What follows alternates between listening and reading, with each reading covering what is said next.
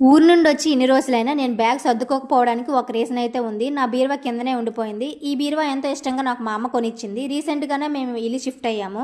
ఇంత పెద్ద బీరువా పైకి ఎక్కించడం కష్టం అంటున్నారు.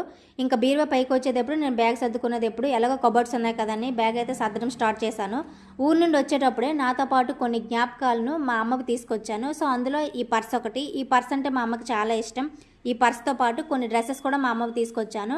నేను వేసుకున్న టాప్ కూడా మా అమ్మదే. మా అమ్మ రీసెంట్‌గానే చనిపోయారు. మా అమ్మ బ్రతికుండేటప్పుడు నాతో ఒక మాట అంటూ ఉండేది. మగపిల్లలు ఎలా బ్రతికినా పర్వాలేదు కానీ, ఆడపిల్లలు మాత్రం తన జీవితాన్ని తానే అందంగా తీర్చిదిద్దుకోవాలి అని.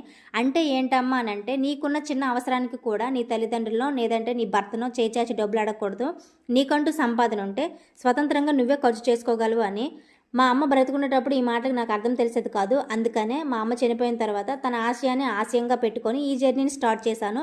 ఈ జర్నీలో నేను గెలుస్తానో ఓడిపోతానన్న భయం నాకు లేదు. ఎందుకంటే నా మీద నాకు నమ్మకం ఉంది. మనం ఎంచుకున్న ఫీల్డ్‌లో కన్సిస్టెన్సీగా హార్డ్ వర్క్ చేస్తే తప్పకుండా సక్సెస్‌ని చూస్తామని నేను నమ్ముతాను.